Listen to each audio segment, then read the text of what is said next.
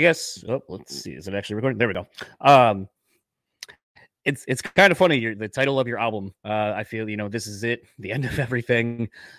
I remember seeing the email for it, and I was thinking to myself, like, shit, this is kind of a bleak ass sounding title, note unheard. And even before I kind of, because a lot of times what I like to do with music is sort of take in as much of everything, kind of feel everything like in the moment. So, it starts with the title, kind of looking at song titles, kind of, taking in the music, trying to, a lot of times I don't get lyrics. So it's kind of what I pick up on. And I just kind of couldn't really feel like it was more just a vibe of what we've all gone through collectively. And wondering too. I mean, I don't like to impose religious views or anything like that on anybody or assume anyone's religious affiliations, but there are a lot of people who are saying this is the end of the times and we're about to kind of go through it, or we are living it. And it's just it's the album title alone has made me do a lot of thinking about where we are currently in our societal climate and so forth. And takes a lot. I can't, I definitely notice on the record that, there are a lot of themes of relationships and so forth that get touched on. But, I don't want to, I try not to really talk about the album necessarily because I feel like it kind of dates this to a specific time and era. But I also feel like it kind of takes away everyone else's first experiences with it, where they go in with a preconceived, this is what it's probably going to be. And I don't want to take that away from anyone either. So I guess just kind of the first question I'll ask is, did the title come first, or was it something you kind of landed on naturally? It was something we kind of landed on naturally. My original thought was I actually wanted to do the album in like 2 segments where it was like, this is it, and then another one where it's the end of everything. So it would kind of come out like that. But the label really loved the title.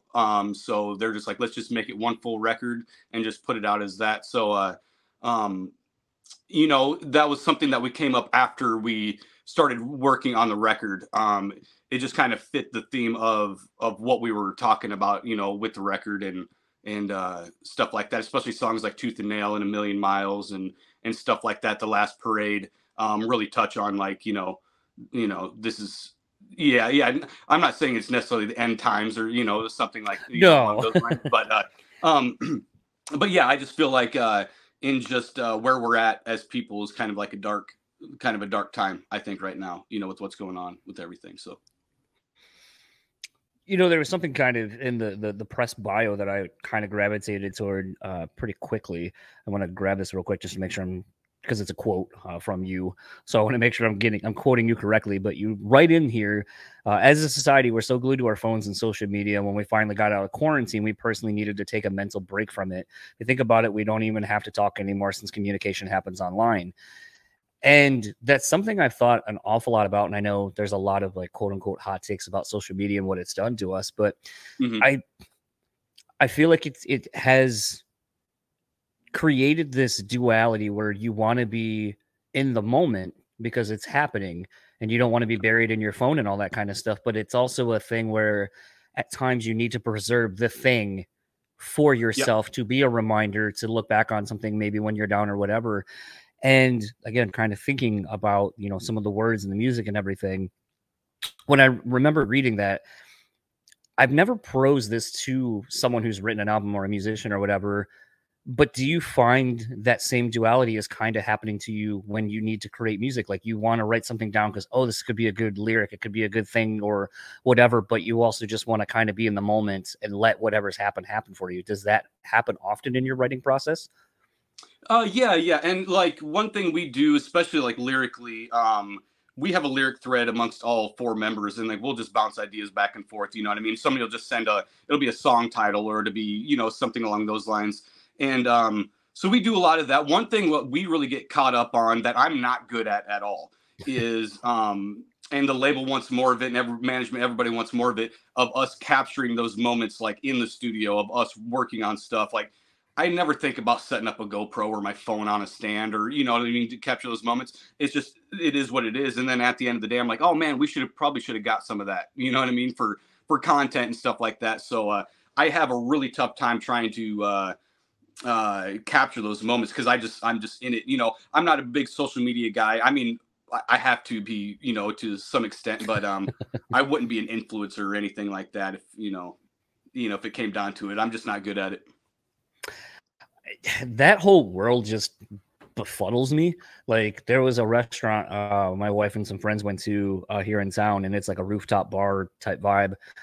And the amount of, like, there were two women sitting in the corner of this, so like it overlooks our downtown skyline.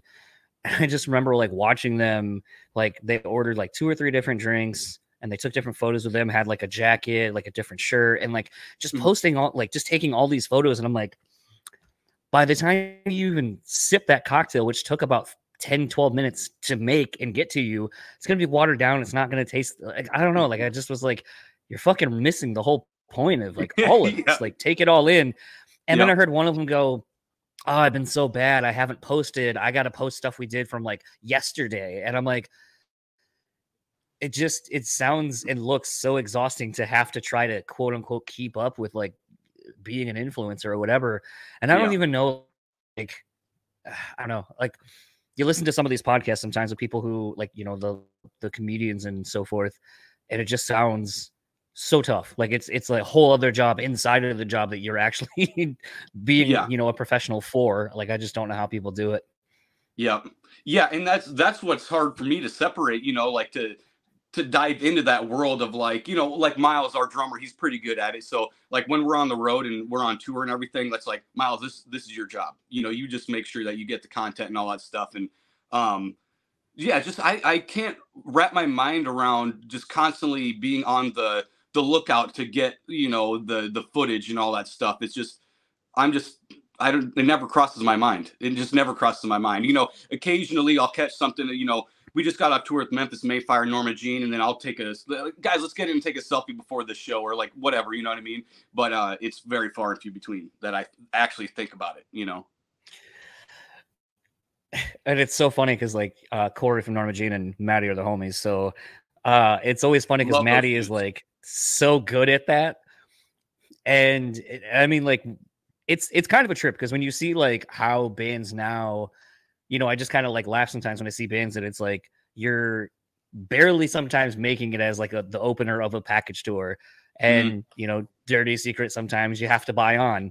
And it's one of those things where I see that, and then it's like, but then you have stuff like these bands that have to take out a content maker and all this kind of stuff. I'm like, so now not only are you not possibly making money, but now you're also giving it to somebody else and taking space that you don't have for another person to come on tour, because this is the world now we live in, where it's like you just constantly have to be pushing stuff. But you see someone like a Maddie, Corey not so much, but you know, Norma Jean better at it. I think like him and Corey and I have had long conversations about, does it bring people to listen to your album? If it doesn't, then what's the point? Right. And it's kind of an interesting thing to understand, or if it even does correlate to actual sales and physical to your shows. You know, I really think it does. Like, so it really does, because like I think of guys like, so we became pretty good friends with, do you know Bailey Zimmerman? He's had some really big country hits. The name sounds really familiar, but like I get a ton of press emails, so it might have been something I've just seen recently. Him and Wheeler Walker sound like would have been the same. Yep. So we were under the same management as him, you know, and we met up and we went out to eat a couple times in Nashville and hung out and everything. But he blew up, literally blew up. Like, he's a huge country act now, strictly from TikTok, like selling out like arenas and stuff. So the social media game is it's a game changer. I mean, if you focus on that and you make that part of your like daily routine, for like any artist out there that's, you know, trying to dabble in it, if you focus on that, I mean, there's definitely money, and there's it'll bring, you know, seats for sure. What I'd be interested to see, and you know, time will tell eventually on this, is what is the sustainability? Because I feel like, you know, I often joke, you know, and a lot of people are like find the show through some random guest and then see that there's 400 some odd episodes or whatever, and the quality of guests, I'll say. And a lot of people are like, I've never heard of your show, and I'm like, that's fine. Like, I don't pay for ads. I don't, you know, I don't do all these other things, and I'm not really on other people's shows. So like, I'm just kind of doing my own thing. And I go, it's sort of like I kind of have this old school mentality of like, it's like when I used to go see bands and growing up in like hardcore metal and stuff, it's like you earned your fans one by one. You didn't pay to get them. And I don't know if like I'm just too old and stubborn or if it's a thing where maybe I'm not growing and adapting like I should. And it makes me wonder, but I always come back to the thing of like, if someone saw me on TikTok or saw me on an Instagram reel or a band, like, does it correlate to someone buying the album or listening to the podcast or whatever? Like, I just don't know if there's concrete evidence that it will, or if it'll go beyond like a year. Well, like, because everyone's just so 88, like kind of ADD about like their attention span. And I mean, like something else too, is I feel like you guys have put out four singles already. 4, yeah. 4, okay. So I mean, that's now sort of the industry standard, but it's interesting because like on Octane, I feel like it just feels like one is being really pushed. So I don't feel like I'm being oversaturated with the record before it's out, because that's something I feel like it's so hard now. Is like I feel like you have to start a rollout plan so far in advance now to keep your name on the lips of everybody, a potential listener. And I feel like it's just got to be so challenging to play this long game with a release instead of just what's our best single and then what's the other single we're going to put out when the record's out and service those two.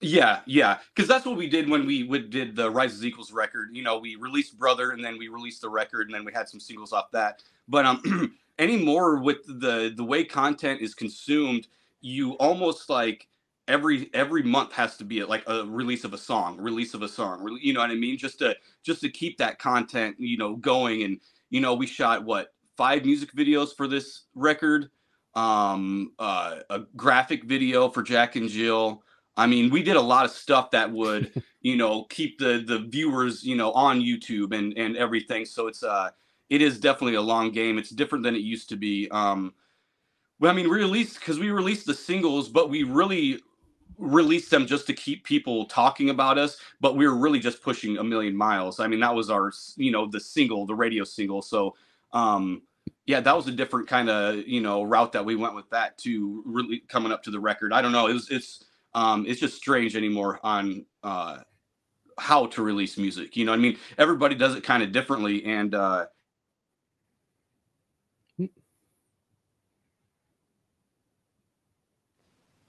sorry, I got a call. No worries. But yeah. So I mean, trying to release the music, it's just it's always different. It's always different. Every record's going to be different too. You know, I'm kind of intrigued because saying that you had thought about putting these out as 2 EPs with different working titles. Did you at least, even not before like getting to a label, maybe did you internally kind of have the concept or which halves were like songs were going to be on which half and like a visual theme, and like did you have it ready to pitch, or was it just kind of really in infancy stages? Like it would be kind of cool if we did this. Yeah, it was pretty much like that.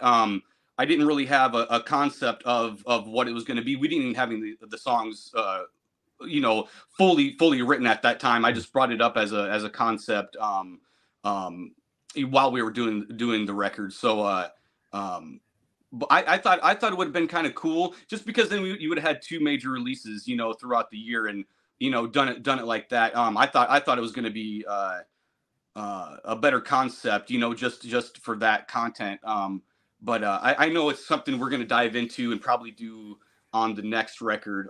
Maybe do 3 EPs and then just release it into, you know, add a couple more songs and do a full-length record on it. So something along those lines is I've been talking about with the label too. So we'll kind of see what they have in mind. Well, this is where like stuff like this gets interesting now, because again, kind of going into the whole like, you know, you're a brand, there's content, you got to always be pushing stuff out, giving some fans, you know, different things than what they're able to get from just anybody. And, you know, we're now in this age where I feel like everyone's putting out graphic novels and so forth. And, you know, growing up with Coheed, kind of always starting that. It's a thing to me. I feel like maybe this is something that you start the foundation of now, where like, when inevitably like the deluxe edition of an album comes out, it's like, okay, here's a different presentation. Here's a different way for you to take in this music that we've created, that you've come to know. Now we're going to present it in a different way, and it's going to be more cinematic and kind of create its own universe. And I feel Mhm. like you still could do something with it. I think it's a really interesting idea that I think would really present a different way to kind of repackage this album and give it new life when you're, and kind of buy you that time for the next one where you're kind of writing, you know, what will be the next album. Right, right.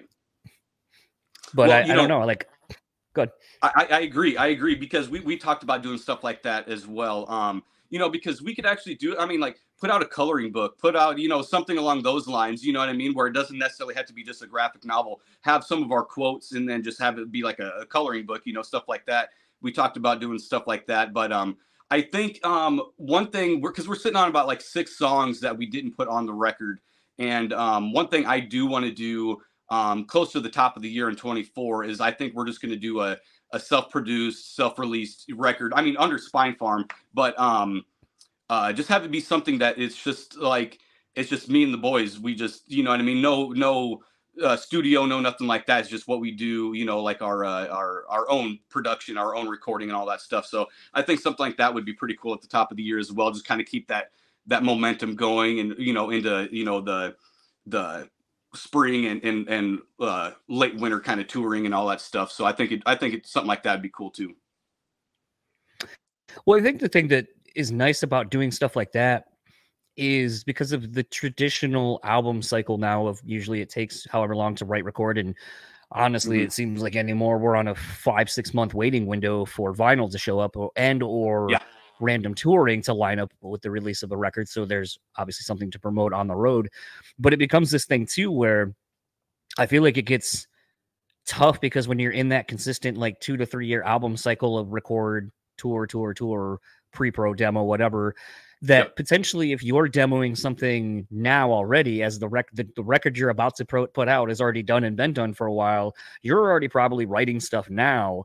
And I feel like at least sort of kind of dropping stuff and just having stuff ready in the pipeline, it allows there to be more of an immediacy to like if there's a stylistic change or just something you want to incorporate. And it doesn't feel like it's so out of left field for the fans. Like, you know, you look at a band like Bring Me, you know, constantly dropping songs or even falling in reverse at this point. Like it seems like the shift has kind of been more going back to putting out a single, maybe a B-side, and then you just kind of drop those over X amount of time when you're done in it. And it allows you to kind of feel excited and everything is fresh, because I think that's the thing, you know, everyone jokes about the demo being better, but it's like I think there is some validity to that because you're excited about this thing you just created versus yeah, I did that 9-10 months ago, I'm already over it.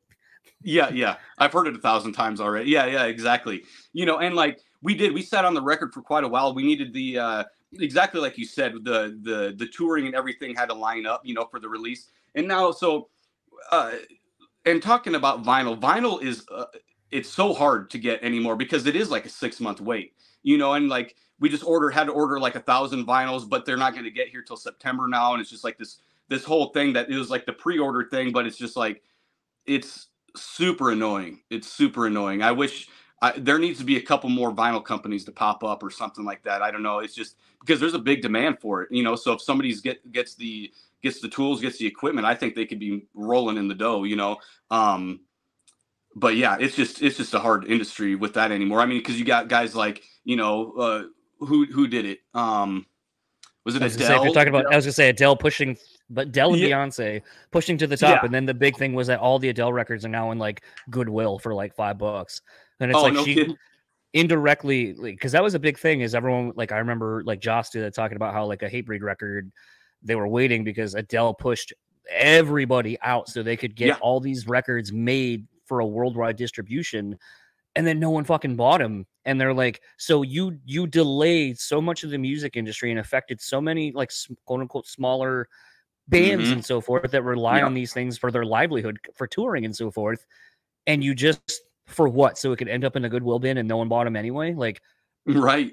That's crazy. That's crazy. I didn't know that, but I know she ordered like 1 million at a time. It was like a crazy number. It was like her, Taylor Swift, Beyonce, all at the same time. And it's just like, everybody's like, hey, you're just going to have to wait for 2 years until we can print more vinyl. You know what I mean? It was just like, yeah, it was wild. It was wild because we were going to do vinyl on the Rise is Equals record. And they're like, yeah, we can have them about this time next year. It's like, oh, okay. That's wild.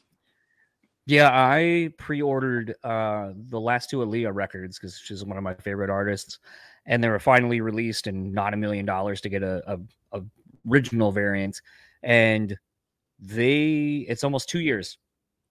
I still don't have them. I Really? finally gave up. I gave up because like one of them came out about 7 or 8 months ago in stores. I can go to like Urban Outfitter or a record store and find one of them, one in Yep. a million. Just it's not the exclusive variant that I purchased, and I was like, all right, I'll pick that up so I can listen to it.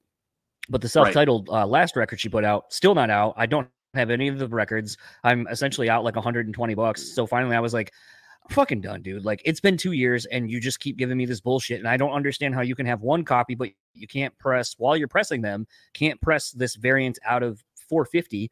Like Yep. make it make sense. And so like I just want my money back. Yeah. And then know. I feel like it comes back on you guys as the band because like people don't understand it's not really you and it's out of your hands. Yeah, yeah. It's hard for me to describe that to people. It's like they're like, "Well, I pre-ordered." I'm like, I understand that. I don't know what to do for you. I can't help you. They'll be here in September. They're like, "Yeah, but I pre-ordered." I'm like, "Yeah, I get it, but they'll be here in September." You know what I mean? It's like literally, it's not me pressing them because if I was pressing them, they'd be done. You know what I mean? But it's not me, guys. You know. And that's another thing that's so funny as I get older, like thinking about like movies, like how fast movies come to like straight to DVD or to rent, or in some instances, like they'll put them in the theater and make it to where you can rent them like from your home. And I'm like, Yeah. man, it would sometimes take a year and a half from when something was released in a movie theater to like a VHS and I can go rent it at like a Blockbuster. Like people have no patience for anything nowadays. Like it would just be wild to see like how people would exist in that capacity. Oh yeah, I know. I was actually just talking to my daughter about that because like we don't go to the movie theaters anymore. If there's a movie out that we want to see, I just get it on like Vudu for like $5 or whatever. You know what I mean? Or I buy the movie for $15 on Vudu, and then it's just I'm like when I was a kid, it wasn't like this. It wasn't like this. We had to wait and wait and wait, and if somebody already had it rented out, you had to wait longer. You know what I mean? So it's such a fast food world, and like I swear to God, like everything is dropping so fast when it comes to like the movie industry and everything. It's like the storylines and everything aren't as good as what they used to be, I don't think, because they're trying to push them out so fast that I think they're rushing through all the stories. You don't get the backstory and everything like you used to, that I loved about movies, where you got to know the character. And I just it's really strange, how my daughter will love a movie and I'm like, yeah, it was crap. It like they did a hard edit. Like, okay, he was 7. Okay, now he's 35 and he's fighting zombies or something. You know what I mean? Like, where's the backstory? What's building up here? But yeah, it's just the way it is. Well, my wife and I had that same thing, like watching Walking Dead. Like that was a graphic novel that someone else I had dated had given me a lot of the novels of. So I got really excited when the show was coming out. And the first season pretty much follows the novel pretty true to life. And by the time we get to the second season, spoilers, I guess, where they get to the farm, my wife started watching then, and she was like, "This is so slow." And I was like, "It's all exposition. It's all character building. Like, Yep. there's something that's gonna happen toward the end of this season that like will make all of this worth it. Like, it's gonna be a powder keg. Like, when it happens, like a lot of shit's gonna happen very quickly." Yep. And she was just like, "It's so slow." And I was like, "It's gonna be worth it. I promise you." And then it'd be like another episode or two. She's like, "When does the thing happen?" I go, "Not till probably the end. Like." Probably another like 7 or 8 episodes. And it's just like one of those things where it's frustrating at times. I use my wife as this analogy and she knows that she's impatient. But it's so crazy to see how different her and I are. And we're like 2 months apart in age. Like we're both going to be 39 in like a couple months. And it's a thing where it's just absolutely astounding that it's like you and I grew up in the exact same time. I don't know how I have all this patience and can just wait for something. And you're like, need it now. Yep. I know. I can't imagine how it is with a kid. Yeah, because my daughter, I mean, she turned 14 in November, and that's been a roller coaster. So you've seen the movie Big with Tom Hanks? Yes. Oh yeah, great movie. Well, I don't know. I haven't seen it in a while. It may not hold up. Yeah. Where it's like he goes to bed at night and then he wakes up and he's big Tom Hanks. I swear to God, when you have a kid, if you have any kids. No, nope. You No, know, no so kids. my daughter went to bed one night and she was like my sweet little innocent baby girl, and then she woke up and she was 30 years old and like running the house. I don't know. She bigged us. She really bigged us. But yeah, she has no patience at all. She has no patience at all. It's like one of those things with the new generation. It's where it's like it's out. Everything's out and everything's tangible. And it's like they have no patience to wait for it. And it's like, yeah, we'll go when we have time. It's like, yeah, but we can go now. You know, it's like it's crazy. It's crazy. I guess that is because like I feel like this might be a really weird question. It's just something I just thought of. But having a child of that age, because I feel like now when I go to shows with some of like the bands that you're going, like Memphis Mayfire and like Norma Jean and some of these other bands I've toured with, they appeal to such a wide demographic, either because they appeal to a wide demographic, or in the case of like a Norma Jean, Memphis Mayfire, some of these other bands, even Red, you know, they've been around for a decade, 2 decades, whatever. And you know, they bring in multi-generational fans with them. Like sometimes you might see kids and their parents coming to shows. Is it interesting to kind of be where you are now and kind of realize like you're kind of not catering to like your demographic maybe initially was this, and now all of a sudden you got to spend it this way, and you're like, I appeal to everything from here to here, and is it kind of just wild to know that that's a thing now? Because I don't know. Dad rock gets thrown so much by a lot of my friends with kids, like, oh, anything on like Octane's dad rock, and I'm like, I don't think so, but I'm not a dad. I don't know.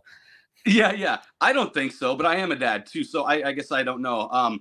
But it is great. It is great seeing like, you know, because we were on tour with Atreyu, and just seeing kids out there, you know, on their dad's shoulders, you know, throwing up the horns and everything. And it's like, it's great to see that you know, this 35-year-old guy is bringing his 10-year-old son or whatever, you know what I mean, or daughters. And you know, so whenever we play locally, like Omaha or Sioux Falls, Sioux City, anything like that, I always make sure my daughter comes to the shows.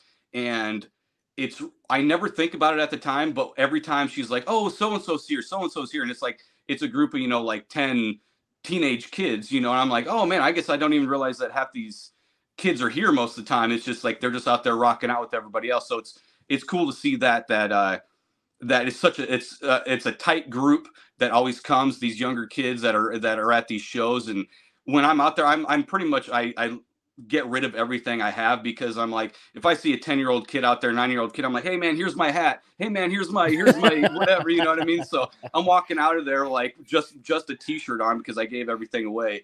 But it's cool. I love that. I love trying to do that. And one time, just we stopped at the gas station after the show, and this family was there, and they were just at the show. I didn't get to give them nothing, so I ran back to the bus. I grabbed some bandanas and I grabbed a hat and I just tied it on all their wrists and everything like that, and they were like blown away. Like the dad messaged us later on Instagram and stuff. He's like, I can't believe you did that. That was wild. That was the best thing ever. And I'm like, yeah, I love doing that. I like trying to bring these kids something. I mean, it's nothing for me. You know, it's a $2 bandana that I'll sign quick, that I just tie around my wrist so I can wipe my bald head. You know what I mean? So, yeah, I love doing that. I love doing that for the kids, though. You know, something, as you were kind of talking about that, and we're kind of talking about kids and such, I'm sort of reminded, and ironically, it was on a tour with Atreyu. My friend Mark from Nothing More brought out his kid on the first couple of dates on that Asking Alexandria Atreyu tour. And it's funny because I know Phoenix, I guess, isn't really big into Nothing More, it seems, like from the conversations I think Mark and I have had about it.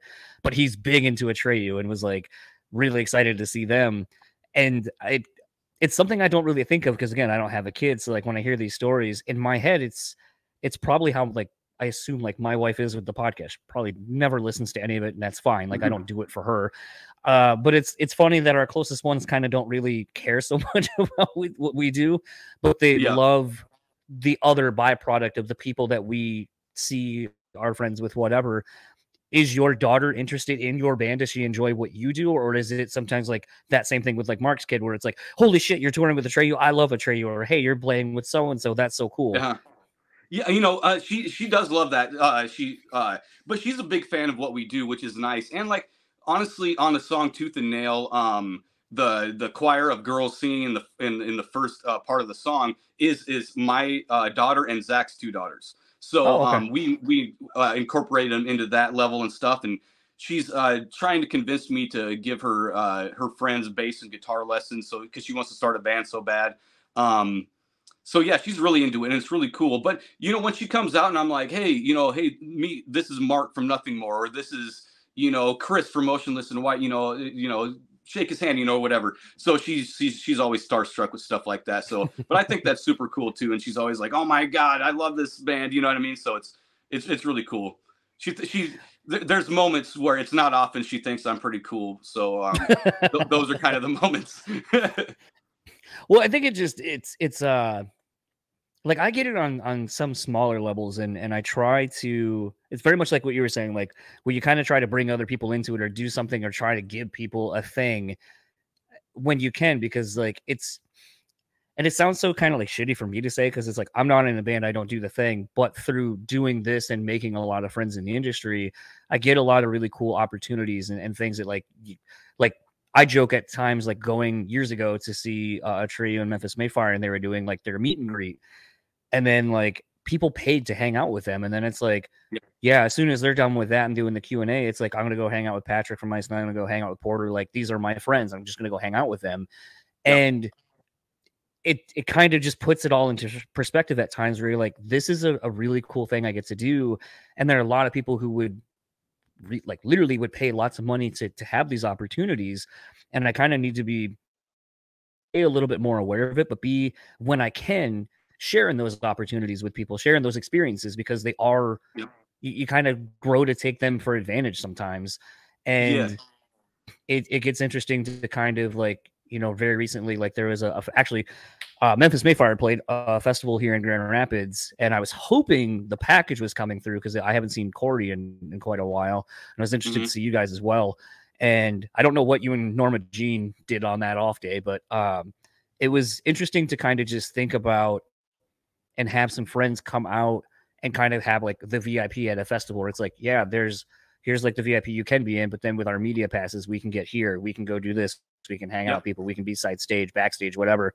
And some people, like a friend of mine that had never experienced that, was like, this was just so cool, I've never gotten to do anything like that. And I'm like, yeah, man, I don't know, it's I like, and you just feel kind of like a dick because you're just like, yeah, I guess it is something that's cool. I don't know, I'm just used to it by now, so it's a thing. Like I don't think about it like that.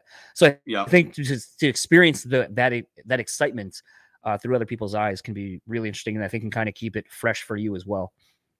Yeah. I mean, there's a lot of times where I just take that stuff for granted, you know, and there's sometimes where it kind of wakes you up like, holy, you know, I'm really here, I'm really doing this. And that was just playing Rockfest up in Wisconsin. You know, I'm standing backstage, and like while Slipknot's back there kind of like warming themselves up, like, let's go guys. And it's like, am I really seeing this right now? Because it's like Corey Taylor and, you know what I mean? Like all this stuff. It's like, it's kind of wild, but that's the moments where you're just like, man, I'm out here doing something, and like everybody, you know, they're opening the doors for you and everything. It's like, I went up, we got guest listed, Heather and I did, my wife and I, for a festival in Omaha. And there was a couple moments where like they're driving by on the golf carts, and like, I'm never like the spectator. I would just be like, hey man, give me a ride up to main stage. You know what I mean? Just being, you know, the performer. But I'm like, I can't do that. I have to walk a freaking mile down this road to go to the show. And like, I'm not used to that. I mean, but it's cool. You know, I'm really glad we went up and did that. And like, it was kind of a cool thing I wanted to do for my wife. Blake from Fame on Fire guest listed us for the festival and everything, and met up with some friends and stuff there. And I mean, just moments like that too, where it's just like, hey man, what are you doing? Hey, come play. I'm playing a festival in Omaha. You want to come down and hang out? Yeah, let's do that. You know, so it's cool, and I got to learn not to take that stuff for granted so much, because it is really cool that we get to do that stuff. I think the harder part about it, and you know, and I've talked about this quite a bit, and I think I actually just kind of made a post about this again on Instagram, because I'm kind of bad at taking photos with me in them, because I'm just like, I was there. I don't need the thing. I don't need to be in the photo to be reminded. But then sometimes, like, as I get older and I've lost friends and family and so forth, and it's like you go to look for a photo or something, you're like, fuck, I have one, and it's from like 15 years ago. Yep. And I know we've hung out so many more times than this 1 or 2 times that I have photographic evidence of or whatever. But it's a thing where a friend of mine that I had booked there a long time ago, he had left that band, stayed in contact, and now he is a studio musician, but also now is like the drummer for Train. So Train came through, and I got to see my friend, and he like left, and I like sat there with my wife, and I was like, "Fuck, I should have taken a photo with Matt." And then so I texted him, I was like, "Hey, real annoying ask. When you're done, can we grab a photo? Like, I want to be better at doing that." And he's like, "Absolutely." And so like we took a photo, and like I don't usually smile in photos and stuff because just grew up playing sports, so you don't smile in photos. Yeah. And was a thing where like I took a photo, and like I look back on it on occasion when I'm getting ready to post stuff on my socials, and I'm like, I'm glad I did it. I'm glad I took that photo. And like I'm trying to be more aware of like doing stuff like that, because I think there will be a point, and this sounds like kind of morose, but it's like there will be a point where it's like either I'll be gone, or I won't be doing this, or that person won't be touring, and like the ability for me to see them face to face will kind of be not as much of an opportunity. And it just, again, like I don't know, something about getting older, like 40 is like kind of quickly coming, and I've been waiting to be 40 for like 5 years essentially, because I'm like, okay, 35, cool, 40 is the next one. Yeah, I don't think I'm really gonna care about 45. I think I'm just gonna be like, as soon as I turn 40, I'm like, can I be 50 now? Yeah.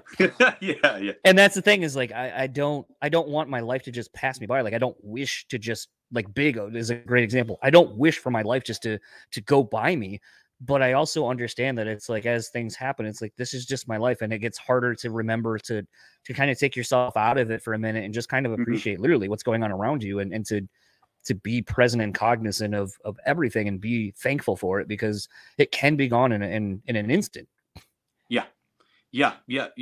And like, that's one thing I was just talking to my brother Zach about that too, about being more aware of that. Just capturing some of those moments where it's like, I won't think about it until we're back on the bus and we're heading to the next one. I'm like, man, I should have taken a picture with Sam, or I should have done this. You know, it's like, I got to be more self-aware of that, just because it's like you said. I mean, like my brother Caleb, he passed away in 2009. We have one picture of him, one picture. And it's just like, that's crazy to think about. And that's not it. I don't want my kids know him based on the one picture, you know what I mean? And it's just like, I don't want that to happen. I want to have a lot of baby pictures of my kids, and, you know, and stuff like that, and like document, yeah, hey, this is me, and, you know, Sam from, you know, whatever, architects, hey, this is, you know what I mean? I want to have that kind of those moments, and, you know, capture those. So I definitely got to be more aware of that when I'm in the moment, for sure. I get something, you know, it's not that I forgot that you're literally in a band with your brother, but I guess as we're kind of talking about all this right now, do you feel that it makes it, I guess it doesn't, I'll just say how I'm going to say it, and it'll just kind of fall, because I'll overthink it to death. Do you feel like it's better that you have a familial person in this whole experience with you, so that way it makes the time being away from your actual family, the rest of your family, at least, like, you have the familial bond with you, that you get to experience all these things, and it kind of makes it more acceptable to be gone, makes it less shitty to be gone? I don't like I said, I can't quite put my finger on what I want to say, but maybe you'll kind of get my correlation. Yeah. And like, you know, Zach, one, yeah, he's my brother, but he's my best friend. He's like, we're like partners, like, you know, whatever we're doing, like I just rebuilt all of our stage production stuff, you know, and welded it all up and everything. And him and I over there, you know, doing stuff and programming lights, and, you know, doing all that stuff. And we just do everything. We do most everything together. And it's just like, it would be really hard. I think it'd be really hard to be in a band without somebody like that. I'm glad that I have somebody like that is my brother, but he's also my best friend, where it's like, literally we're getting together at Christmas, and, you know what I mean, all the family reunions and all that stuff. So it's great. I think it'd be really hard to be in a band, especially a touring band, without somebody that close. I don't know what it's like. So I just think it would be difficult. I often think about more as well, just they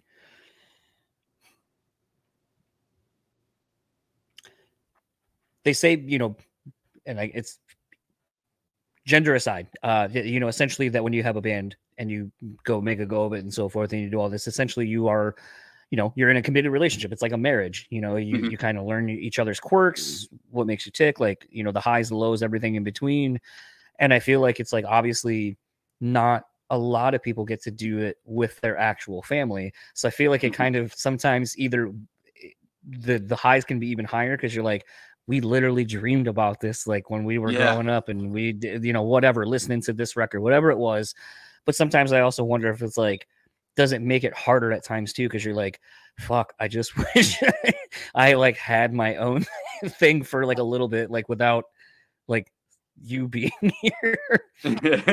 No, I've never felt that way about Zach. Like, but that's the way it was though. I mean, when we were kids, we were young kids, and we like from like Goodwill, or I don't even know where.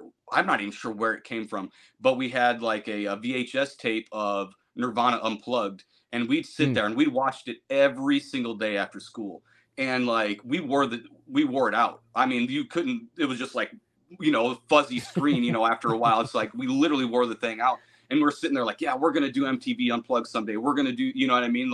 So it's like we definitely had that dream together, and it was I think it's more rewarding because you have somebody that close to you, and you've been doing it with them for so long that the high fives are a little bit crisper, because it's just like, yeah, we worked our butts off from the ground up, you know what I mean? Like, so yeah, I appreciate that stuff.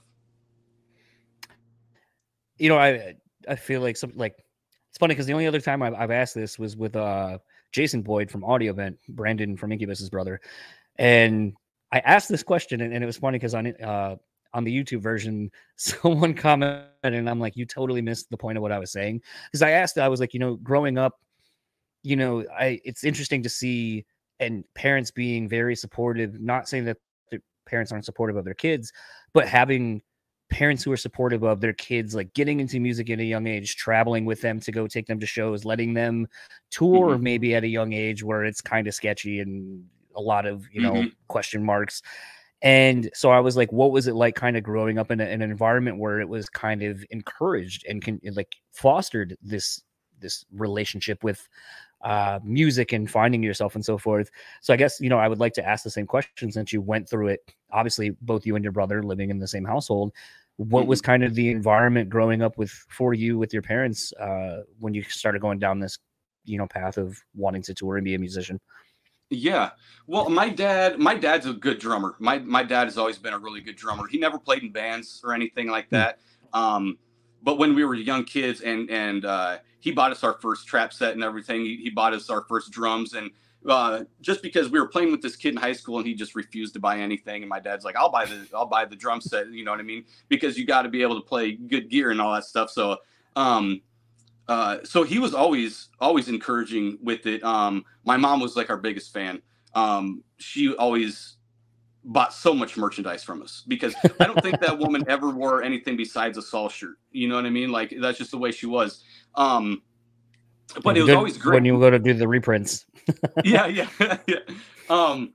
So that's always been great. And like, the local stuff, my parents would help us out, like borrow the truck or whatever, because we had to get gear because we were playing, a couple towns over, or in Sioux City or whatever. So they were always really supportive of everything that we did. And, and we'd get done playing the show, we'd go back, and go to school, and then work I was washing dishes. Zach was doing, dietary aid stuff for the, nursing home and stuff like that. So, they were just like, as long as you keep, working at everything, you know what I mean? They were really supportive of everything we did.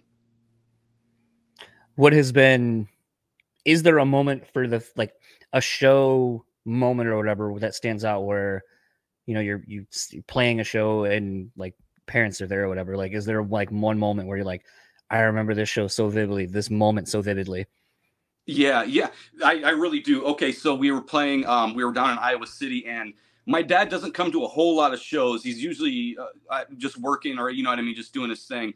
But I remember he came to a show, and then we got done with the song, and we're just getting ready to bust into Brother, our last song of the night. And for some reason, I thought about it. I just looked over at him, and then he just goes, "Holy shit!" Like, because it's packed crowd, you know what I mean, everything. And he's kind of looking around. And he looks at me. He's like it's on, you know what I mean? Like everybody was building up for Brother and everything. So just that look on his face of like being there, you know, living that for a moment of just like my boys are really doing it kind of thing. So that was kind of a cool, you know, we didn't talk about it afterwards or anything like that. We just let it be what it was. But I could tell in that moment he was like, yeah, I'm proud of my boys. So it was a cool feeling. I think it's one of those like,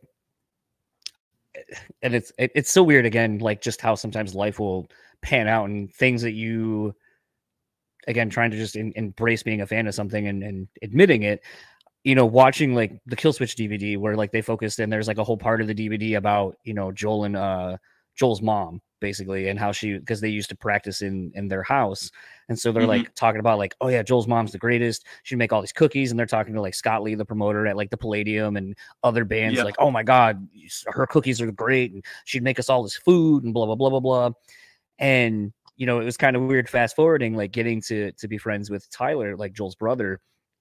And he was mentioning something about his mom. And I was like, said something. And he was like, how do you know about that? How do you know? I was like, dude, the fucking DVD. And he's like, oh yeah, you want me like, and I think he joked one time because he was going to go on a tour that was coming up here. He goes, do you want my mom to make you cookies? And I was like, kind of. just to like experience it. I don't know. Like, I was like, it's a weird thing. And I was like, I kind of, yeah, like I can make my own cookies. My mom can make my own cookies for me, but like, I don't know, like I watched this thing for so long that I'm like, her baking skills apparently are so fucking legendary that you had like someone had stickers made, Sweet Tooth and Gage.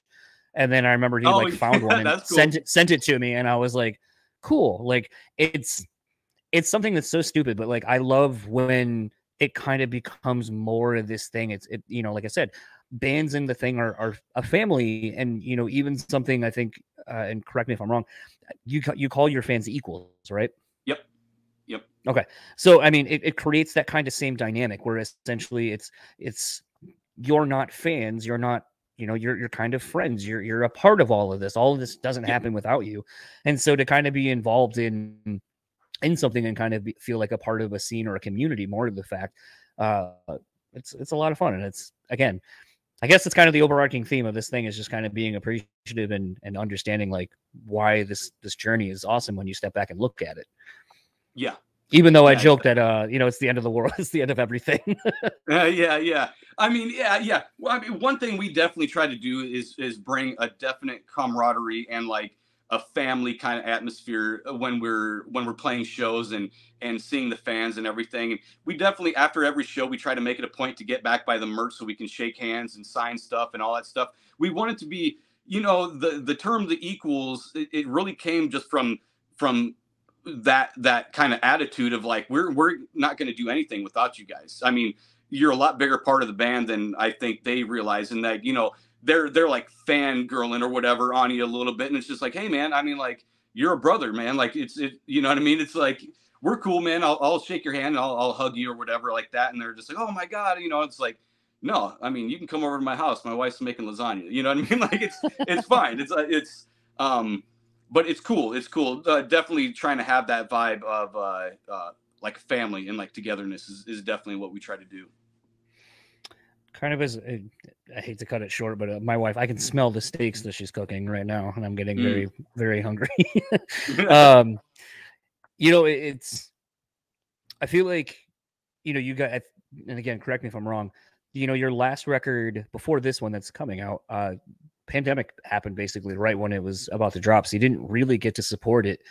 Yeah. When you gear up kind of for the shows you've been doing, and I guess even kind of moving forward, do you feel that you still kind of have to honor that touring cycle you didn't really get to do, in addition to now kind of finding a way to incorporate all this new material for the stuff that's coming out?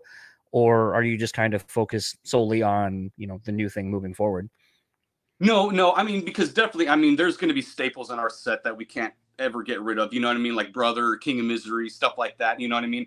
And like we love those songs. I mean, especially playing a song like Brother. I mean, the crowd is louder than we are when we're playing that song. I mean, it's just there's a huge passion, you know, for that song and like what it means and everything. So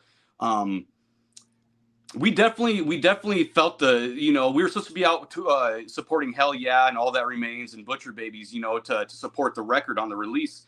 And yeah, when the pandemic hit, it just derailed everything. The whole train came, you know, kind of crashing down. But now with, you know, getting out there and being able to support this record, it's almost like a refresh, like a restart to the whole thing, you know. So it's great. But I mean, we got all those songs that we'll be playing for, you know, a long time. I mean, we're gearing up. We're going to be up in Wisconsin on the 17th, and we're pretty much doing the whole Rises Equals record. You know what I mean? So it's, you know, it's going to be a good time, you know. Plus we're sprinkling in like 4 new songs and, you know, just stuff like that. And, you know, not entirely basing everything off just the new record, because, you know, people still, you know, love and want to hear, you know, the Rises Equals stuff. And then when we get out and support Red this fall, we're going to incorporate, you know, some more of the new songs and still have the King of Miseries and the Brothers and the Looking to Fights. And so I think it'll be cool. You know, it's going to be a good mix of all of it. Yeah, I think it's just, when you think about it, or when I think about it, it just gets, it's kind of tough because it feels like maybe that record doesn't get as fair of a shake because you didn't really get to support it as much as you have everything, you know, on the either side of it, bookended. But it's something where I find, because clearly people will gravitate towards certain songs off of that just through Spotify numbers, whatever. So it becomes this thing where you're like, kind of still maybe want to give like this song, you know, and like it just the dynamic of doing something live and figuring out like, okay, what do we do, because we have so much time, blank amount of songs, and now like you're saying, like you have songs that people come to expect, you probably a handful, and it's like if you're doing, you know, that first to 4 or whatever, you know, you're looking at maybe a 35-minute set and you're like, all right, where do I, like, I got to push the new thing because that's the thing we're selling and what's going to keep us going. I got to play these old things because that's what everyone knows. And it's kind of like, I look at that record where it's like, does it just kind of fall on by the wayside essentially? Because you're like, well, it's just kind of the nature of where we're at, unfortunately, because of what happened. Yeah, a little bit for sure. You know, there's definitely that vibe, and you know, and it's almost like a good thing of there was songs on Rises Equals record that people really gravitated to. You know, King of Misery, Brother, obviously. You know, Trial by Fire was, you know, the Spotify numbers, and you know, we kind of look at that to see what people are expecting us to play. So we're always going to have those as staples, and I know it didn't. And like releasing it during the pandemic, it didn't get a fair enough shake, I don't think. You know what I mean? For what it is, because I'll get a message every once in a while like, man, just went back and re-listened to the Rises Equals record. It's amazing from start to finish. You know what I mean? And stuff like that. And, you know, and it's kind of a good problem to have of where when we're picking songs to do the set list of like, it's hard to just like, man, we don't have enough time. We can't do Rises Equals, or we can't do this. We can't do this. And then you're trying to sprinkle in the new songs. And then somebody's be like, oh, but you didn't play, you know, Things Change, or you didn't. It's like, bro, I got 30 minutes. We got 7 songs. You know what I mean? Like something's got to cut somewhere. So it's cool. And I'm going to be putting out for this Red tour coming up. I'm going to put out a video of, I want people to pick 10 songs from either record and make their own set list. And then we're going to try to play in the city that we come to for the Red tour. So I think something like that's going to be pretty interesting. Yeah, I'm seeing a lot more bands do that, and it's always interesting. Almost always, those tours never come through my area. Yeah, either in Grand Rapids, Michigan. Oh, okay. Yep. So you guys aren't. I don't even think you're playing Michigan at all on this Red tour. I don't remember. Machine Shop. Machine Shop in okay. November, I think. Yep. It's kind of weird. Michigan's, you know, that's a whole nother tangent. Where I was gonna say, I feel like Grand Rapids people I see traveling to shows all over. I don't feel like I see people from Flint or Detroit ever touring or traveling anywhere to see shows anywhere else other than just where they are. But I guess it's the spoils of Machine Shop. You know, it is a special vibe. Like almost every show, it seems, always sells out there for Yep. like the good shows, and it's a vibe unto itself. Can't really explain it unless you go there. Love the venue. Yep. I love the crew too, man. That venue rocks. Yeah. And Detroit, you know, they're just spoiled. They're an A market. You know, we're here and I would say it's a B plus market, Grand Rapids. You know, between Chicago and Detroit, and we got our own, you know, different size rooms and so forth. But yeah, I love Grand Rapids. I mean, because we play the Music Factory you guys have, right? That's Battle Creek, so that's about an hour away. Yep. Gotcha. Okay. Yep. But those Battle Creek people, I mean, I see the people that run Music Factory up this way all the time. So I mean, it's weird. Like this side of the state, I feel like we go and tour and go or tour. I can always say tour. We go and show out and go out to all the different shows. Although my wife and I now, and I've said it to a handful of people, and I think they're starting to do the same. It's the same distance from here as it is to Detroit as it is from here to Fort Wayne. So a lot of times we'll just go to Fort Wayne because it's usually cheaper to stay if we're going to stay overnight. And being completely selfish, if I'm there really to hang out with a friend, I'm not competing with like a million people. The only people I do have to compete with is Sweetwater. yeah, exactly. And that relationship usually trumps mine, which I understand, but it's a thing where like I like Pierre's and the Clyde Theater, both really great venues down that way. And it's funny because like a lot of people have started to go there now and they're like, it actually is a lot nicer down here and like a lot more chill. And I'm like, yeah, it's way easier drive than going to Detroit and dealing with that and spending like $600 for a hotel for the night. Right. But right. I mean, in Detroit, I mean, hopefully it's coming back a little bit. The first time I drove through Detroit, I couldn't believe what I was seeing though. Like with the overgrown buildings and like the burnt down buildings. I mean, that's an interesting place in itself. I mean, so, Detroit's always cool. We play a place up there. What's it called? Oh my gosh. It's like a big bowling alley. Oh my gosh. Well, I was going to say Garden Bowl, but that's not that doesn't exist anymore. I think I know the venue you're talking about, but it's funny because like when people think of Detroit, it's like outside of like St. Andrews Hall, and like a few other like venues, like a lot of other ones are like in pockets away from. It's like the Loving Touch is in Ferndale. That's not technically Detroit. Smalls, not technically in Detroit. Like just things like that where you're just like, that's not Detroit. Right. Like even that is 20-30 minutes away from itself, from actual Detroit. So, and then it's, you know, you got the Canadian border. So like, you know, some of the awesome Canadian tours, I always want to be like, do I really want to drive like 4 hours and go to Canada and see this like crazy, like one-off tour, like that's got 4 dates, right. With all that? And the answer is no. No. Yeah. I already know how terrible it is for bands to have to cross. Like, I don't want to do it any more than I have to either. No, I thought I was going to be detained one time crossing the border into Canada. I mean, and it was just like they took the bus, they took the trailer, they searched everything. And it's like, we don't bring drugs or nothing on the road. I mean, it's just, you know, we're a bunch of dads, you know, doing dad rock shit. And, but man, they were just like, they were like, grilling me about something I did, like a public intox I got like when I was like 18. I'm like, bro, that was like 15 years ago. What are you even talking? You know what I mean? Like, it was crazy. They almost didn't even let me cross the border, but oh well, they did. The crazy one is when people talk about how they try to sneak in merch and then get busted for that and have to pay all the extra taxes on it. Yeah, we didn't even bring merch when we went up there. Nope. Seems smarter just to have it printed and pick it up wherever at a show. Yeah, because that's what we were going to do, because we went up there, we were with Light the Torch, and so we missed the Toronto date, but we came back and we played Winnipeg, and we were going to have the merch just shipped over there or something, I think was the deal, and then we just decided to screw it. We just left it all pretty much at the border and then picked it up on our way back. I'm also wondering at this point, from the different tours that you've talked about doing, where I have like friends on like every band, like Atreyu, like all these different bands. I'm like, how the hell have you and I have not run into each other on one of these tours at some point? I don't know. Or maybe we have and just don't have no recollection. Maybe we did.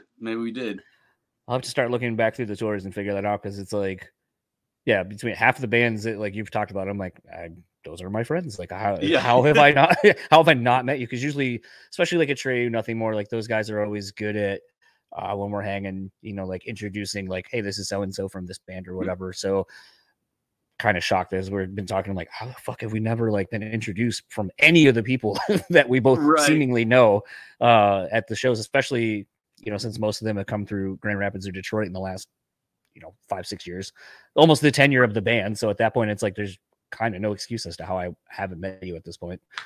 Yeah. I don't know. That's crazy. That is crazy. I mean, because like we become really good friends with Mark from Nothing More. We're actually going all the way back when we were talking about doing an EP. We actually we're sitting on a song that we did with Mark that we might release, next year. He's a really cool guy. I really like Mark. I haven't met the rest of the guys in the band though. He's the only one I know. And like when we did, where were we at? Louder Than Life or Incarceration or something like that. It was cool just getting to chill with him, and like getting to chill with him and Jerry Cantrell. What? Like that's the stuff I'm talking about, where it's like, man, I should have got a picture of this. People aren't going to believe me, but sitting there shooting the shit with Jerry Cantrell, I'm like, this is Jerry freaking Cantrell, dude. You know what I mean? And stuff like that. So yeah, it's cool. It's cool. I love that stuff. Yeah, it gets, I mean, like literally, like I started up another podcast with some friends, and we do it where I'm literally sitting. And so we were doing it yesterday. We got talking about Metallica or something.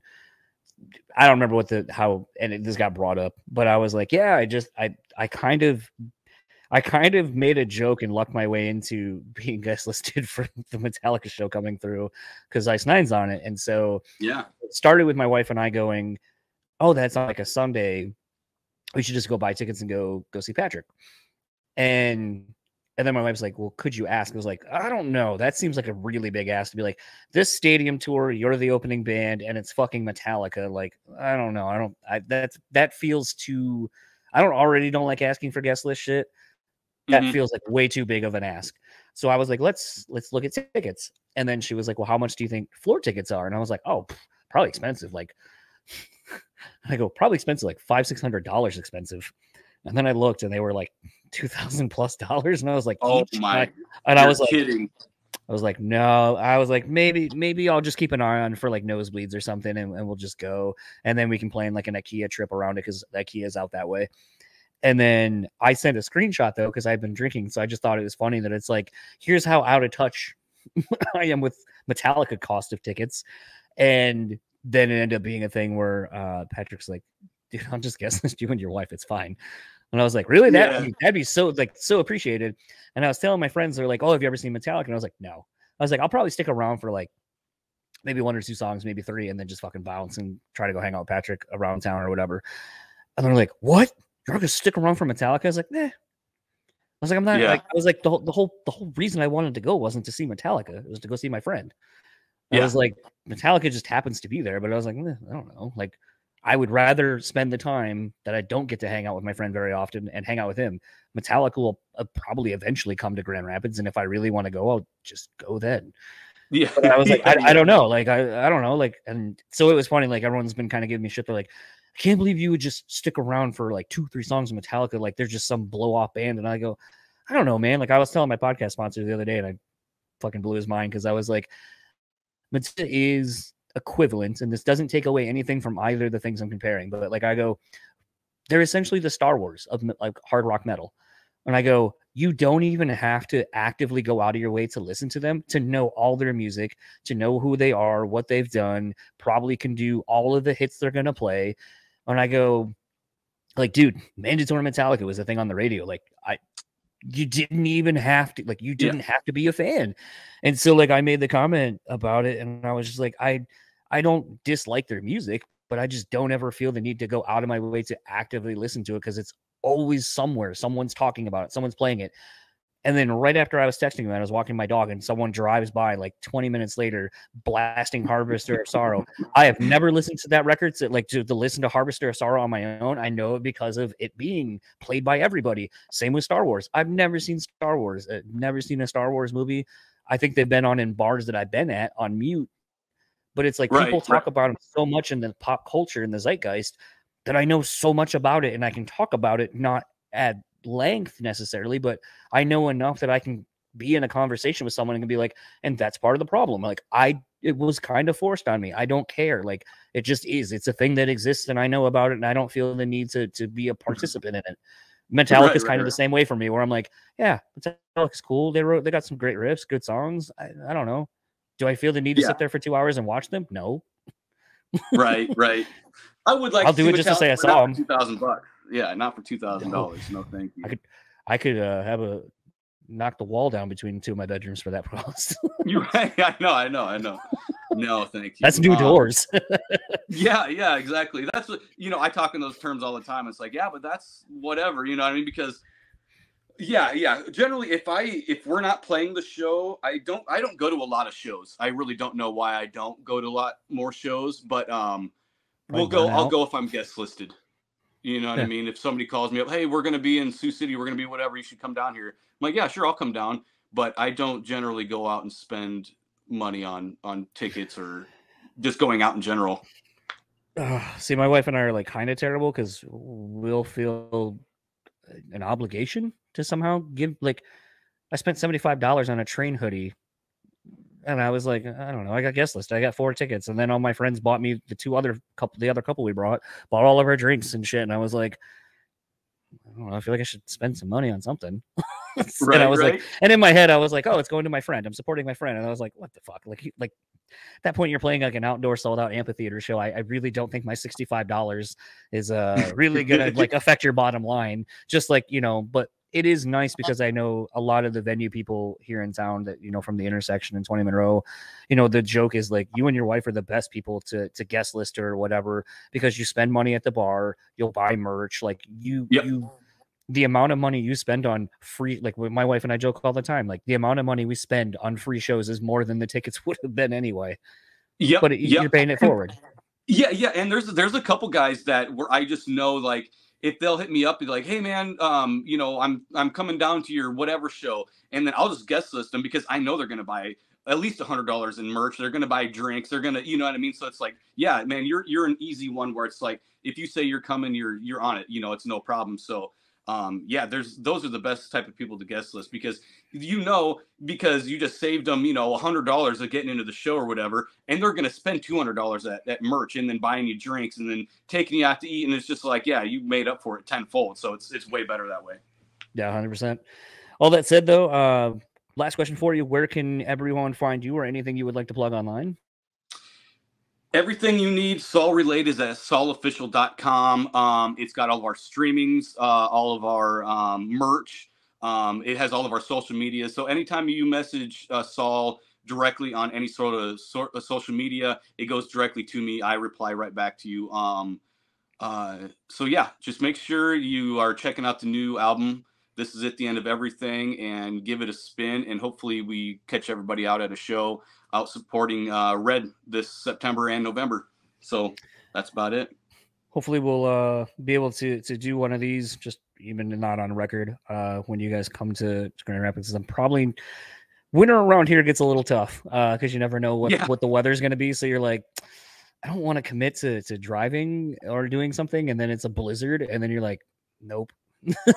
Yeah, I know. It scared me because we toured through Michigan a couple years ago in middle of December, and we just kept saying, man, we're gonna get caught in a blizzard, you know what I mean? But it ended up being amazing. Like the day we got home, it started blizzarding and like snowing really bad here, but we made it through the whole freaking thing with maybe a few snowflakes, and we were like in Michigan, upper Wisconsin, like this whole, like, the danger zone area for travel. But we made it through, and like it was a great tour. Yeah, hopefully you guys will make it around a little bit closer this way, and we link up and have some beers and chat and catch a show. Official, sure. Instead of thinking I'm pretty sure I've caught you before and just not realized it. Yeah, had to have. All right, last thing for you. Yep. Have you ever made a Better Call Saul merch somehow? No, we haven't. I feel like that needs to happen. Should we? A limited run. Yeah. Just a t-shirt or a hat or something. Better Call Saul. Yeah. Something, yeah. Just cool. I don't know. Mashup ideas like that, I think, are so fun when you can pull them off and then just before you get hit with a cease and desist. Yeah, I know. Yeah, make money off it real quick and get out. Yeah. Absolutely. Right on. Well, enjoy the rest of your day, and looking forward to catching you soon. Cool. Thank you, sir. Yeah. Bye-bye.